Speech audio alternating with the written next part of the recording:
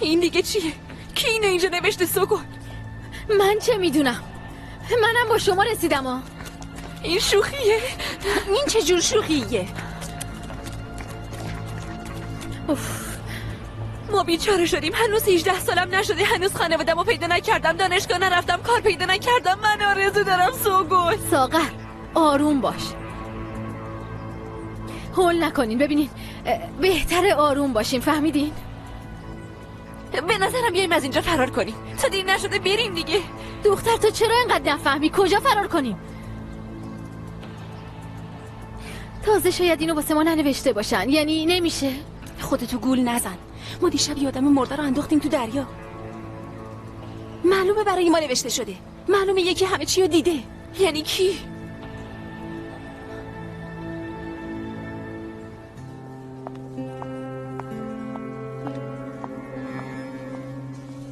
کمال پیداش نیست.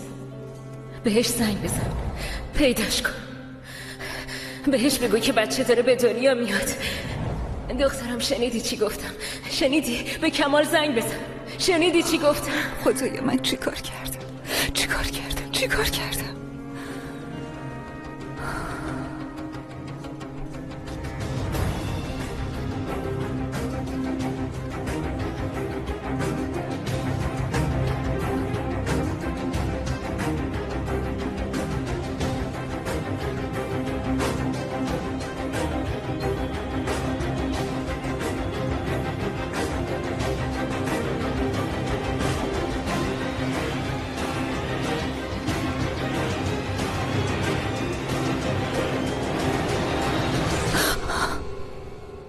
عزیزم ببخشید ترسوندمت.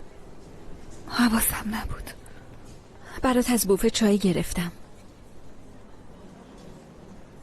مطمئنی نمیخوای چیزی بخوری؟ آره، میل ندارم. به ناپدریت زنگ زدی؟ بالاخره یکی باید خبر بهش بده که بچهش داره به دنیا میاد. انگار رابطت با ناپدریت خیلی خوب نیست. ایلول، اون باهات بدرفتاری میکرد؟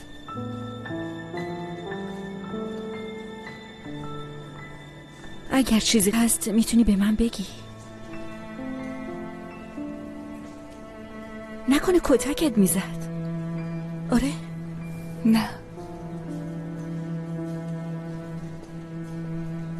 خب پس نپرسین دیگه.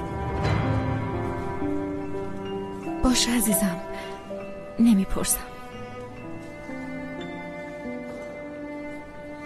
خب شمارش رو به من بده، من زنگ بزنم تا مادرت از بیمارستان مرخص نشده خودشو برسونه.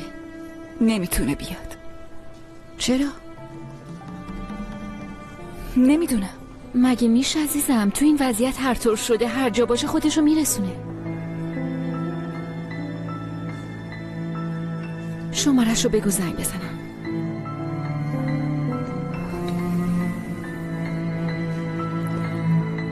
0565. دیشب همه تو خوابگاه بودن.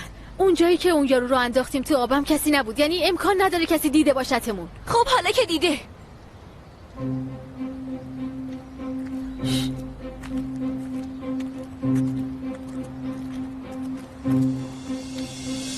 صبح بخیر. صبح بخیر. اینا چی کار میکنن؟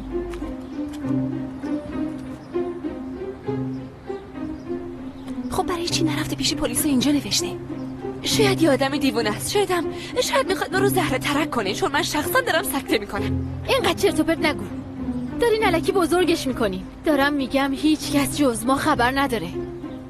پس یکی از بین ماست.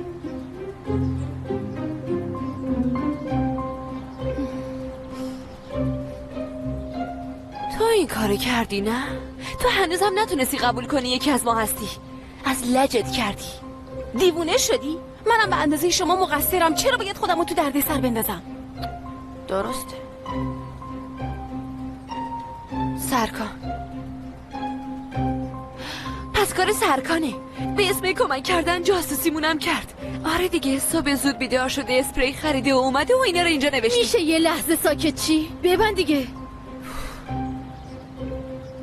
جمره، تو سرکانو بهتر از ما میشناسی. ممکنه همچین کاری کرده باشه؟ من تو زندگی قبلیم هیچ کس رو نشناختم. خودم هم تازه اینو فهمیدم. حالا فیلسوف نشو. دارم سعی میکنم موضوع مهمی رو حل کنم. خب نمیدونم دیگه. خوبه؟ میدونم دیشب چی کار کردی. ساکت جو، ولم کن. چی کار میکنی؟ احمق، فکر میکنی اون نخونه بقیه نمیفهمن؟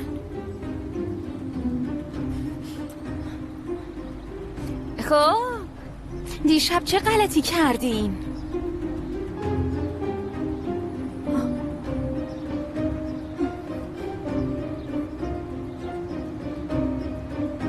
هر غلطی کردیم با هم کردیم. برای اینکه مثل آدم غذا بخوریم شورش کردیم. خودت هم داشتی داد و بیداد میکردی. در مورد اون شورش چیز کردن. آره خب، برای همین موضوع چیز کردن. تو پانسیون که اتفاق دیگه نیفتاد.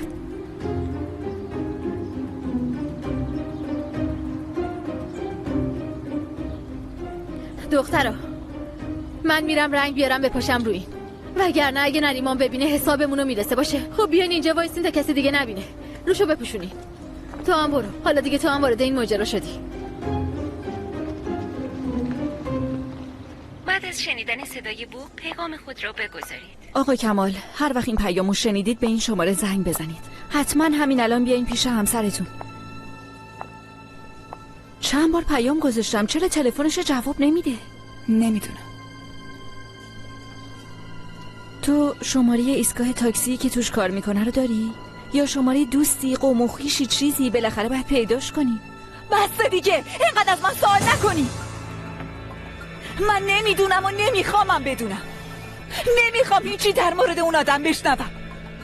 بس دیگه، اینقدر منو تحت فشار نذاری. خب باشه عزیزم، من نمیخواستم ناراحتت کنم. میخوام برم صورتمو بشورم.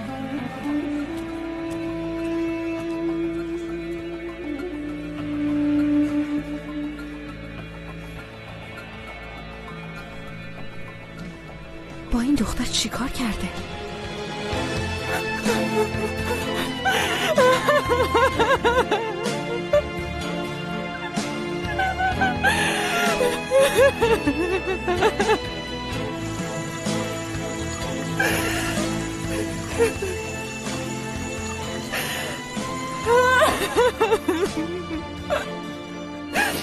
من با این عذاب وجدان چطوری زندگی کنم؟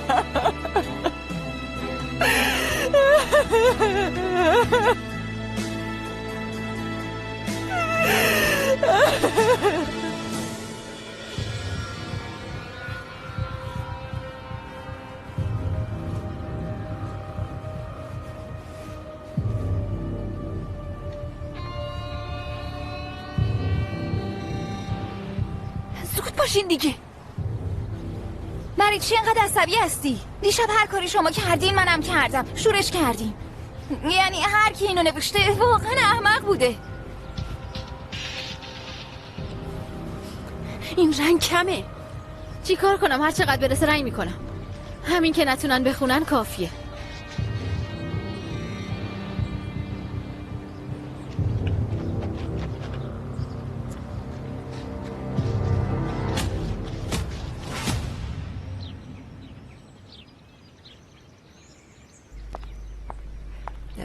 اینا رو ول کن، من میریزم. تو برو لباسا رو برای شستشو جمع کن.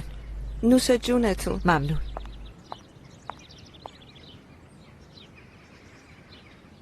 واقعا زندگی به کام توه. من اگه یه رب دیر کنم مامان پوستمو میکنه. اون وقت تو تا صبح بیرون میگردی. خوبه. بابا